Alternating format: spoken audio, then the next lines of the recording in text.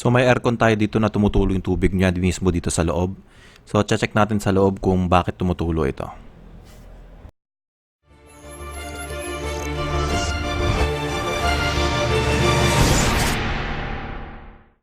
Guys, hindi po ako aircon technician kaya first time ko lang magbubukas ng aircon.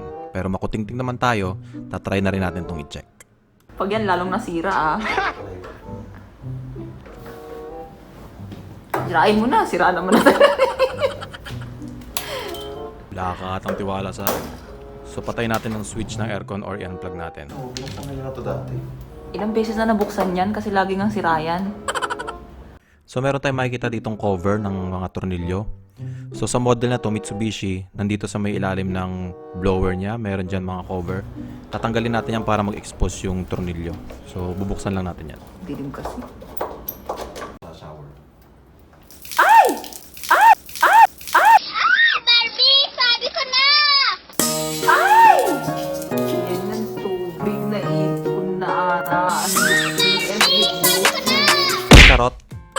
So once na natanggal na natin ang tornilyo, malaya na natin matatanggal yung front cover. So guys, dito sa atin sa loob ng aircon makikita natin. So itong part na to, ito ay evaporator. So dahil lumalamig yan, nagkakaroon na ng moist. So dito sa part na to, ito parang meron niyang salaan dito. Itong lahat yan.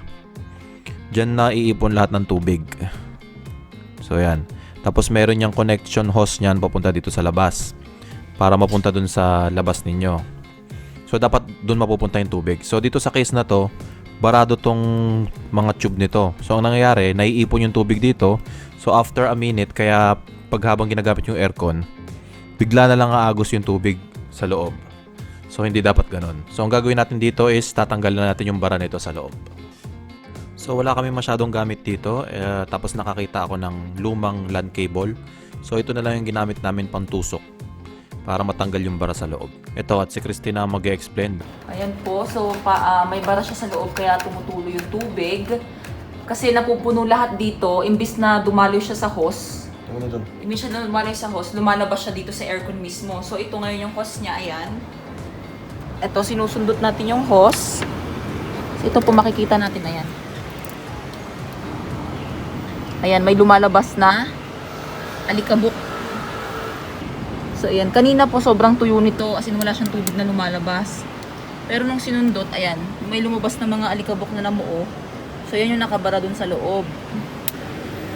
Tutulin ko na kaya to. May dumadalo siyang tubig pero sobrang konti na lang. Ayan na, lumabas na yung tubig. Oo, may lumabas. Pinutol ko na. Kaya nga yung tubig nandun. So ayun nga guys, nakikita natin may lumalabas ng konting tubig. Pero hindi pa rin sapat yan. So nagalaw natin yung barado pero konti lang. So kailangan pa rin natin pagpatuloy yung sundot. Tatry natin sundutin mula dito sa labas, papasok naman para ma-complete na remove natin lahat ng bara. So tuloy-tuloy lang natin yung sundot hanggang sa makuha natin lahat ng bara. Oo, ayan na. Lakas? Oo. Maganda na yung flow niya. Sundot mo na yun. Ayan o, may sumasama na dumi. Dumi? Oo, may sumasama. Alright, lumalabas na po yung tubig, mga kaibigan. Nakikita na po natin ang progress. Ayan po, tumutuloy na siya.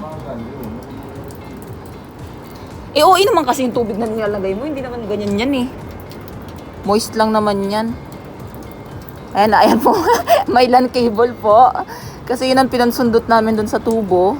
Bakit mo nga yung mag-tubig? Galaw-galaw yun. Hindi ko magalaw. Baka kaya mabagal.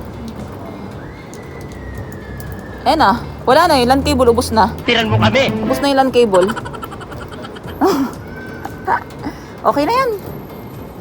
So itong repair na to guys ay napakadali lang. So kahit nasa bahay lang kayo, pwede nyo siyang gawin. Hindi nyo kailangan tumawag ng technician dahil magbabayad pa kayo sa labor. So ito, kayang-kaya nyo nilang gawin. Sobrang dali lang talaga niya. Ayan guys, pinubuo niya na po ulit. Grabe, sobrang dumi na ng damit ko. So first time niya po maggawa ng aircon. Mga likot ng aircon, yan po ang unang-una niya pinagkitahan. Yung lumang aircon.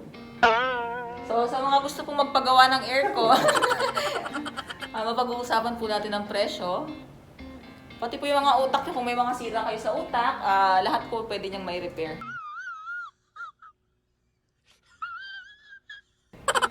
Opo, power. Woo! Don't forget to subscribe and hit the notification bell para mag-update kayo sa mga susunod kong videos.